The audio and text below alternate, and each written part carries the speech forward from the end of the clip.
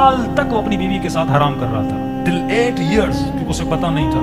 मौलवी को सिर्फ निकाह के लिए बुलाया जाता है, 1 आवर का सेशन होना चाहिए। मौलाना मैं शादी कर रहा हूँ, बताइए तो सही इस औरत के साथ कौन सी चीज हलाल है, कौन सी चीज हराम है। ये खातून पूछे मुझे पता तो चले, मैं शादी कर रही हूँ, कौन सी चीज हलाल है हराम है। जब इसे पता ही नहीं होगा, जब नस्लें पैदा होंगी, उसका फायदा क्या। एक जगह पे हमारे मौलाना निकाह पढ़ाने गए इंटीरियर में, निकाह से पहले जवान को बुलाया, कहा मैं निकाह नहीं पढ़ूंगा, पहले इस लड़के से कुछ सवाल करूंगा। लड़के को बुलाया, कहा बेटा निकाह हो रहा है। कहा मौलवी साहब बड़ा खुश नसीब हूँ, निकाह हो रहा है मेरा, गुनाह से बच रहा हूँ, ये वो सारी बातें की। कहा अच्छा ये तो बता तुझे गुस्ल जनाबत आता है। कहा वो क्या होता है। कई औरतों को नहीं पता कि गुस्ल जनाबत क्या होता है। मतलब शादी कर ली, हलाल रिश्ता बना लिया, पूरी जिंदगी निजासत की हालत में रहा, और उसी हाल में अगर इसे मौत आ जाए, मुजनिब होके दफन किया जाएगा, क्योंकि इसे पता नहीं था। और कई ऐसे अहकाम है जिसका हुक्म खुदा ने कुरान में दिया। रसूल खुदा के पास लोग आते थे, सवाल करते थे, यसअलूनका अनिल महीद, ये कुरान की आयत है, ला हया फिद्दीन। जब तक जवान को पता नहीं होगा, ये कैसे हलाल और हराम को समझ पाएगा। हर मजलिस में कम से कम तो अहकाम बता देने चाहिए।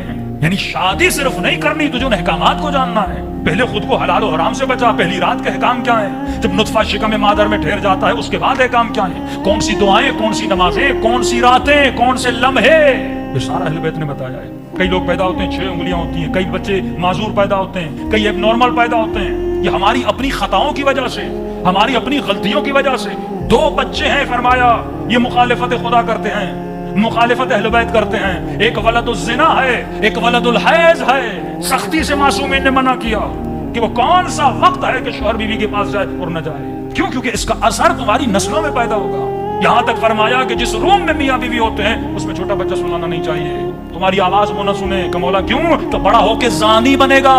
ये निशानी अहले बैत ने बताई। आपके मौलाना हदीस के साथ भी पढ़ ली, आयतुल कुर्सी भी पढ़ ली, शादी में हमने दुआ भी करवा ली, डेली ज़ियारत आशुरा भी पढ़े, बच्चे फिर भी नहीं सुधर रहे। मैंने बताया था, जमीन में जब दाना डालते हो ना, वो जो एनवायरमेंट है वो उसके ग्रो होने में बड़ा असर रखता है। ठंडा एनवायरमेंट, गर्म एनवायरमेंट, पानी कितना देना है, एक छोटा सा दाना है तब जाके वो सेब बनता है। अगर तुमने उसको सही से पानी नहीं दिया, सही एनवायरमेंट नहीं दिया, सही खाद नहीं दी, वो आम तो बन जाएगा लेकिन मुकम्मल आम नहीं बनेगा। सेब तो बन जाएगा लेकिन आधा सेब बनेगा, खट्टा हो जाएगा, मीठा नहीं होगा। इंसान भी बिल्कुल इसी तरह है। अगर तू इंसान की ग्रो, इसका एनवायरमेंट, इसका अतराफ, इसकी फीड का ख्याल नहीं रखता, जब ये शिकम मादर से पैदा होगा तो ये कंप्लीट होकर पैदा नहीं होगा।